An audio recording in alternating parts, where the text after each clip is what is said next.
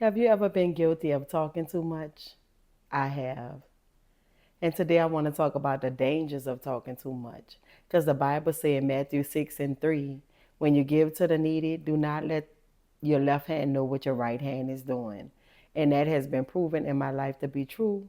Because there is dangers in sharing too much.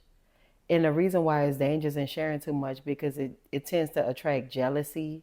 It tends to attract competition. It tends to attract, like, just contempt, basically. It's like you're almost throwing a monkey wrench in your plans because sometimes we speak too soon and God have not brought that thing quite yet into fruition, but we're sharing before it's even had a chance to take root. Is usually in the incubation stage, in the very first beginning of a thing. We're so excited and we just want to share. And I am totally guilty of that. And it's came to bite me more times than I am willing to admit. So I have learned to zip my lips until God bring this thing to pass. Because a lot of times you're speaking on things that have not even had a chance to, take root. Like when you're pregnant, most times, in some traditions, people don't like to mention that they're pregnant to like the second trimester. So the first trimester is usually like the first 3 months. They usually like to keep it under wraps until they get to the second trimester because they don't want to jinx per se. Even though I'm not superstitious, but they don't want to jinx what they're carrying. They want to hold that thing because sometimes you can abort the promise, you can miscarry. Women can miscarry if they, tend to share it so soon. And then what if they miscarry and then they're devastated? And then that comes with more questions, more agony. You're already in, disbelief that you miscarried your unborn child. And now you have to explain, how it made you feel. You have to, deal with a lot of unwanted pressure. So that's the danger of sharing too soon. And then sometimes you attract jealousy where people feel like, oh, if she could do it, I know I could do it. But we need to be mindful that everything that somebody else have, when someone else have something that God has put in them in their heart, we shouldn't try to copy that. Now it's okay to get inspired, but when you copy, that's a dangerous thing because a ugly original is worth way more than a pretty copy. And people can feel when you're not anointed for a thing. So you copying so and so's idea, but you're not anointed to bring that thing into fruition. So basically, you're a fraud. And people can sense when it's not authentic. They can sense when you don't have, that's not you, basically. They can tell when you're mocking someone else. It's just the strangest thing. But energy is so real. People actually can pick up on what you're putting down when you're trying to mimic someone else. And it's not of God because God is no respecter of people or persons. What he did for one, he can definitely do for the other.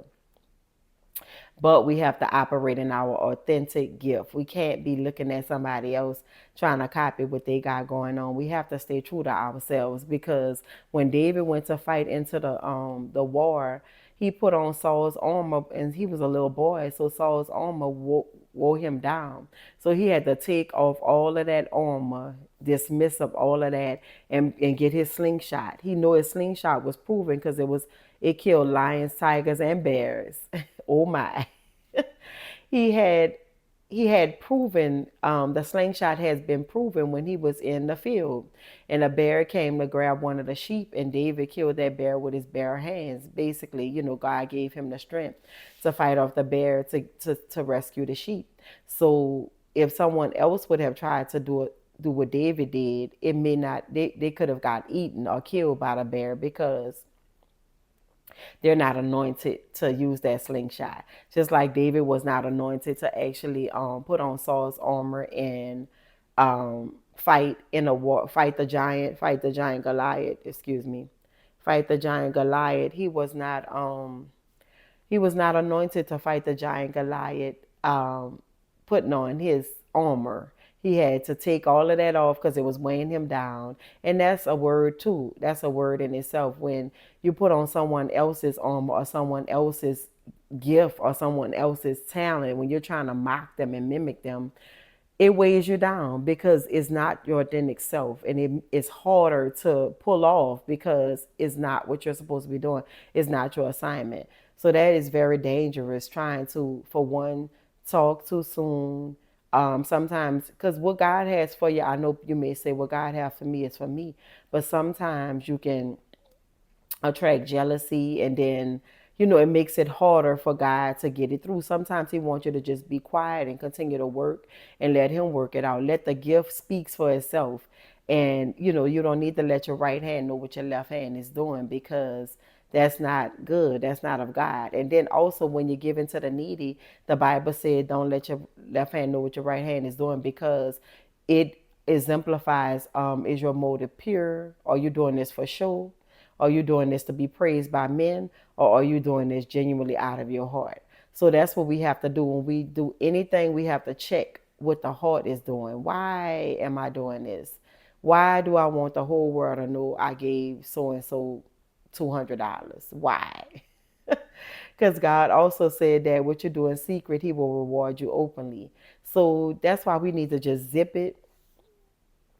We don't need to be, exploiting everything before God have a chance to even build a thing. We have already shared too soon. So that's dangerous, and that's not wisdom. We have to operate in wisdom, because the Bible said that we should be harmful as a dove, but we should be wise as a serpent as well. So we should, be paying attention, be mindful of who we're talking to. Of course, you're going to have your trusted few, because even though Jesus had 12 disciples, he only brought three with him: James, John, and who was it? Peter, James, and John. Jesus only brought three out of the 12. Every time he went up on the mountain to pray, he only brought Peter, James, and John. So that's a lesson right there. You're going to have your inner circle. So you need to keep some things to yourself. And it's just good to keep some things to yourself. You don't have to tell everything you know. Like my pastor preached on one time, when he said some of us talk so much, before you know, you done gave out your whole social security number. Unbeknownst to you, you just look up and be like, "Oh, wait, what? I done gave out my social." Come on. We gotta just hold some things in, because it's better that way. It's better to let the gift speak, because the gift ain't gonna lie. It may tarry, but when it do come, it's gonna speak, and it shall not lie. And it's just wait for it, and God gonna bring it to pass. So learn to just keep some things to yourself, because everything ain't meant to be shared, especially before time. Just let God have a chance to work that thing out before we go to sharing, because it attracts unwanted jealousy. It attracts contempt, because some people feel like, who are you to think that you could have A, B, C, D, or who are you to think you could go this and do that, go there and do this and do that. God said you can, because you could do all things through Christ which strengthen you. But you have to learn how to zip it. Learn how to zip it. Keep some things to yourself, because everything not meant to be shared. And that is the message I have on today. Until next time, you guys be blessed and have a fantastic rest of your week.